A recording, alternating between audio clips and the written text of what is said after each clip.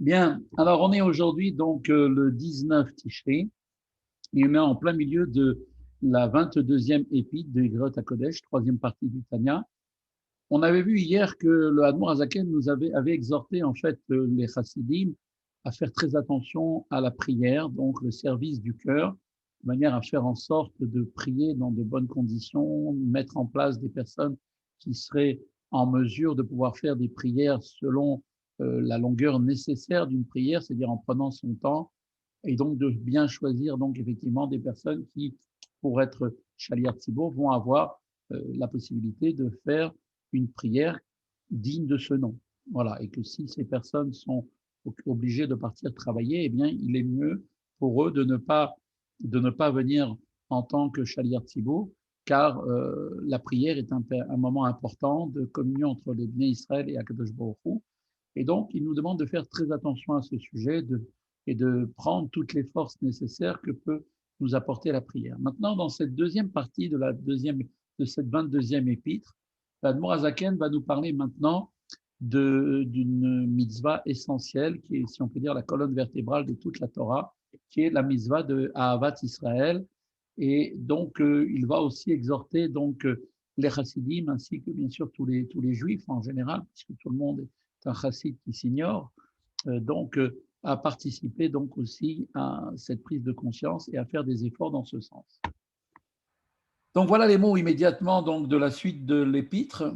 Donc Ve'od zot edrosh mimalatrem. Et voilà encore ce que dit le Hadmour Hazaken. Voilà encore ceci, je demanderai de vous, homme éminent,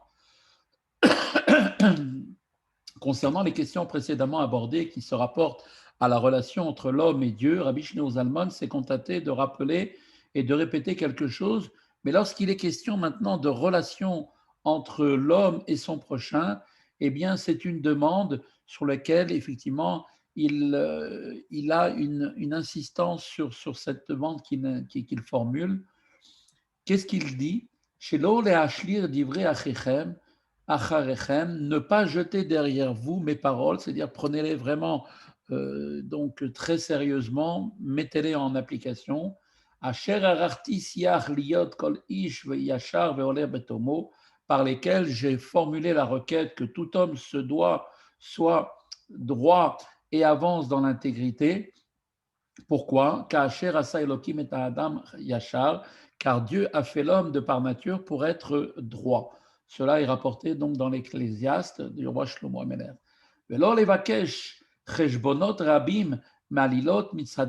Sans avoir recours aux nombreux calculs, les fourberies, si on veut dire, des faits, des pas de l'homme, de ses marchevot adam tarbulotav, de ses pensées, de ses stratagèmes, donc qui est en fait une prière qu'on fait le jour de Rosh Hashanah, eh bien, en fait, il n'appartient pas à l'homme, c'est ce que veut nous dire ici Admor Hazaken, il met vraiment l'accent là-dessus, il ne nous appartient pas à chacun de nous de peser les intentions et les motivations de nos prochains, de son prochain. C'est-à-dire qu'on ne doit pas commencer à rentrer dans une certaine réflexion, de se dire, tiens, voilà, ces pensées ou d'interpréter les pensées ou les intentions des autres de manière négative, c'est quelque chose qui nous échappe totalement et il nous est interdit totalement d'être se mettre dans cette situation-là. Car là, ici, on parle de quoi? On parle de l'œuvre de Dieu, du travail, si on peut dire, du service du ciel, et non de l'œuvre d'un être de chair et de sang. C'est Dieu qui a créé l'homme. Dieu a créé l'homme pour être un être droit. Donc, de par définition, il ne faut pas commencer à se poser des questions, à essayer d'imaginer ce qui n'est pas, puisque dans la nature de l'homme, l'homme est droit. La amin bemuna shlema bemitzvot chazal, et donc nous dit Admorazaken plutôt chacun devra croire d'une foi entière dans les préceptes de nos chachamim Perki Avot de mémoire bénie qui nous disent la chose suivante: sois humble devant tout homme sans aucune exception. Donc on voit effectivement qu'ici, donc le Hadmour Hazaken nous met en garde de ne pas, surtout pas tomber dans une forme d'orgueil mal placé qui soi-disant, voudrait nous faire juge des autres, du comportement ou d'interprétation simplement par un effet, un semblant de ce que l'on pourrait comprendre, parce que en fait, chaque homme en face de nous a été créé par Akadosh Baruch Hu, et donc l'homme a été créé droit de par nature. Et donc, il nous est interdit de penser mal d'un autre juif, d'une personne qui, a priori, pourrait donner l'impression peut-être d'une forme de comportement négatif envers nous ou envers les autres. Eh bien, on doit toujours juger l'autre de manière positive. Qui est tzivat milta vetakin pitgama shekol echad metukan mechavero. Car il est une chose essentiellement, qui est vraiment un mot juste, une chose vraiment, une chose vraie, que, écoutez bien, que chacun devienne meilleur grâce à son prochain. Vous vous rendez compte?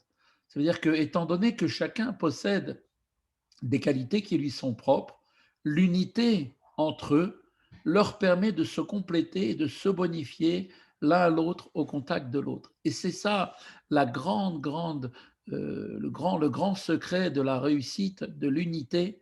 L'unité, l'ardoute, ce qu'on appelle l'ardoute, permet effectivement de pouvoir nous parfaire les uns par rapport aux autres et bénéficier des qualités des uns pour les utiliser pour le groupe, pour l'ensemble de toute la communauté. Eh bien, ça, c'est quelque chose, la plus grande des bénédictions. C'est d'ailleurs pour ça que le Yetzer Hara est très, très, très puissant dans ce sens pour faire tout ce qu'il peut pour justement qu'il n'y ait pas cette forme d'unité et créer justement la zizanie entre les uns et les autres. On sait très bien que dans une siécha qui avait été dit par le rabbi précédent, qui avait été rapporté par le rabbi précédent, eh bien lui-même reprend les termes de la requête, de cette requête de Rabbi Shneur Zalman, et a expliqué lui-même, le rabbi précédent, les diverses allusions. Il dit la chose suivante: lorsque Rabbi Shneur Zalman déclare ceci, je demanderai de vous, homme éminent, il ne faut pas comprendre, précise le rabbi précédent, que la requête de Rabbi Shneur Zalman fut adressée à une forme d'élite. Rabbi Shneur Zalman s'adresse bien à tous, à tout un chacun, les chassidim, à tout le monde. Mais cette formulation, en fait, cache en fait un appel à chacun d'eux pour mettre en évidence une dimension qui est chez chacun de nous, éveiller vos éminentes qualités. C'est ça ce que veut dire le Admor Hazaken quand il dit donc qu'il s'adresse en fait bien donc donc n'est pas adressé à une élite, mais à la qualité, aux qualités. Il s'adresse aux qualités de chacun d'entre nous. Rabbi Shneur Zalman continue en demandant de ne pas rejeter derrière vous mes paroles, par lequel j'ai formulé la requête. Et à ce sujet, le rabbi précédent explique que la première proposition de la phrase fait référence à un mode d'influence indirect et transcendant, qui est une manière, donc, ce qu'on appelle makif, donc venant du haut, tandis que la seconde partie de la demande de Admor Hazaken renvoie à un mode d'influence direct et intime qu'on appelle pnimi. Et donc, Rabbi Shneur Zalman exerce donc sur ces chassidim une influence à la fois extérieure et intérieure. Enfin, le rabbi précédent précise le sens de la dernière phrase en que Admor Hazaken a dit, en disant car c'est une chose vraie, qui veut dire non pas seulement selon une traduction littérale que chacun est meilleur que son prochain, puisque chacun a ses qualités propres dont l'autre est dépourvu, mais aussi bien plus encore, comme il a été ici traduit, que chacun devient meilleur grâce à son prochain. N'oublions pas cette dimension. C'est grâce aux autres que nous devenons tous les uns comme les autres meilleurs justement par nos proches, par notre prochain. Octive, comme il est dit, Kol ish Israël, ki echad chaverim, parce qu'il est aussi écrit dans les juges, comme c'est marqué, tous les hommes d'Israël unis comme un seul homme. Et donc, tout de suite, Admor Hazaken donne l'exemple du corps humain. Il dit que de la même manière que tout homme est composé de nombreux organes et que chaque organe est absolument, quand il est à sa place, l'homme est en parfaite santé, mais dès qu'ils sont séparés, dès qu'un organe est séparé d'une personne et séparé des autres organes, eh bien, cela va affecter le cœur parce que c'est de lui-même, c'est du cœur que émane la vie. Comme il est dit, Bafridam noga belev qui memenu totsat achayim. De même, comme on l'a expliqué plus longuement dans la 31e épître, la division entre les Juifs affecte, si l'on peut dire, la Shrina elle-même, qui est le cœur du peuple d'Israël. Donc tout le peuple juif, et si on peut dire l'ensemble des âmes représente ce grand corps que l'on appelle la Shrina. Et donc, dès qu'un juif se détache des autres de la communauté, pour X raisons, eh bien, c'est comme si en fait on retirait un membre de ce corps qui est en fait un corps tout entier représenté par la Shrina elle-même. Et s'il en est ainsi, par le fait que nous sommes comme un seul homme, véritablement, eh bien, comme le dit l'Admor Hazaken, Tikon Avodat Belev, le service de Dieu dans le cœur, c'est-à-dire la prière, sera fermement établi. Donc, pour pouvoir prier en harmonie, pour pouvoir prier avec une unité totale, eh bien, il faut effectivement avoir conscience que chacun d'entre nous est en fait parfait par l'autre, notre prochain qui prie avec nous. Et donc, il faut toujours chercher chez l'autre la qualité, les qualités qui font que grâce à lui, nous pouvons nous aussi nous parfaire. La prière, le service du cœur, a pour but et pour fin de lier l'âme avec sa source dans la shrina. Ainsi, donc, cultiver le sens de l'unité avec son prochain, qui à son tour crée l'unité des âmes avec la shrina, eh bien, va avoir pour conséquence d'affermir le service de la prière. Miklan Hen, et donc, comme il est dit, du principe de l'affirmatif, cela est un enseignement du Sifri, tu peux déduire le négatif. Donc, tout ce qui est positif, si tu fais, voilà ce que tu auras, et si tu ne fais pas, ben, on peut imaginer tout le contraire, à savoir que lorsque cette unité ici-bas souffre d'un défaut, que Dieu préserve, le service du cœur, la prière, est lui aussi imparfait. Donc, ne pas croire qu'on peut prier tout seul dans son coin, qu'on peut se mettre contre tout le monde en se disant moi je suis extraordinaire, le reste n'est pas à ma hauteur. En réalité, la prière n'a d'efficacité et d'élévation que seulement quand elle est faite tous ensemble. Et c'est pour cela qu'il est écrit d'ailleurs dans Sphania, c'est un prophète, que les Hovdo Shrem Echad Dafka, que, il dit là-bas le prophète, et qu'ils le servent d'un cœur unanime, littéralement d'un seul côté ou d'une seule épaule précisément. C'est seulement lorsque l'unité du peuple juif s'exprime pleinement, de cette manière, qu'on peut parler d'un véritable service de Dieu. Donc vous voyez qu'ici, s'il n'y a pas cette unité du peuple juif, on ne peut pas parler de service de Dieu. Le judaïsme, ce n'est pas une chose que l'on peut réaliser, son judaïsme, en restant tout seul chez soi, séparé des autres. C'est pas ça le judaïsme. Ve'alken, et le Moraken poursuit en disant, et c'est pourquoi, Oave Yedidi, mes bien-aimés, mes chers amis, na vena litroa becholev nefesh litkoa ba'ava reu belibo.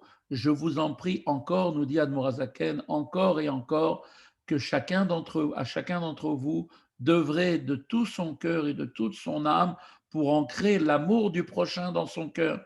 Ve'ish edreu Ra'ad Re'u Val Tarchevu Bilvafrem Ketiv, et ne méditez pas dans votre cœur de l'un du mal de l'autre, ainsi qu'il est écrit, comme cela est rapporté d'ailleurs dans Scharia.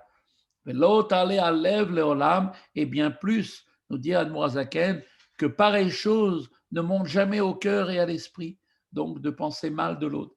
Et si, malheureusement, par les agissements du Yetzerara, qui a tout intérêt de nous perturber dans notre service de Dieu, si une pareille pensée monte à l'esprit, car en dernière analyse, même une personne qui atteint le rang de Beinoni, c'est-à-dire pratiquement le tzaddik, hein, puisqu'on a vu qu'au début du Tanya, le Beinoni, c'est carrément le tzaddik, puisque Rabat lui-même, le grand de la génération, se prenait pour un Beinoni, et bien que même le Beinoni, nous dit Admorazaken, même celui qui a atteint cette dimension extraordinaire, n'est pas à l'abri d'une telle pensée qui lui traverserait l'esprit, car tant que l'Yetzirara, il fait son travail, qui est de nous diviser les uns les autres. Et donc tout de suite, nous dit Admorazaken, il la repoussera cette pensée de son cœur, comme se dissipe la fumée comme c'est marqué dans les Teilim, Kemo marchevet avodazara mamash, comme une pensée idolâtre véritablement. Ici, effectivement, on peut expliquer cette précision d'après l'enseignement de nos Chachamim, selon laquelle les pensées idolâtres sont les seules pensées qui sont punies, comme c'est marqué dans la Gemara Kiddushin là-bas, donc dans à la page 40a.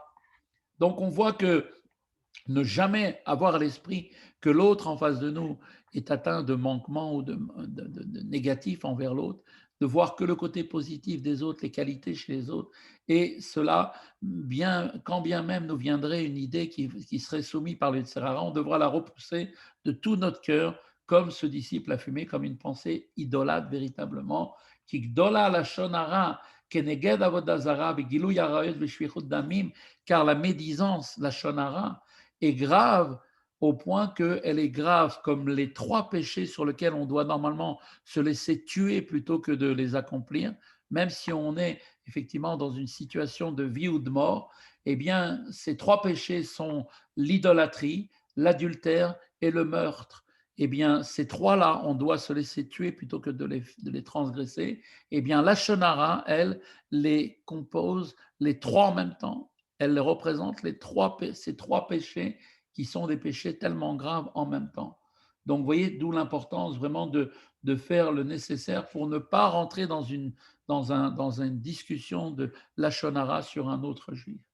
Et si déjà, nous dit l'Admorazaken, la médisance par la parole eh bien, effectivement, est en fait, a fortiori, eh bien, il en est à plus forte raison d'une mauvaise pensée à l'égard d'autrui. Puisque, comme vous le savez, l'âme a trois vêtements qui lui permettent de s'exprimer dans le monde. C'est le premier, c'est la pensée, qui est donc la plus proche de l'âme, qui est vraiment le vêtement le plus, si on peut dire, le plus collé à l'âme. Ensuite, il y a la parole, qui est un peu plus extérieure, et l'action, qui est la dernière chose, la plus loin. Quand une personne dit la Shonara, après avoir pensé du mal de son prochain, en réalité, il a fait non seulement par la parole les trois interdits, les trois avérotes pour lesquels on doit se laisser tuer plutôt que de les transgresser, mais en plus, il a entaché au niveau de sa neshama le vêtement le plus proche de sa neshama qui est la pensée, au niveau de la pensée.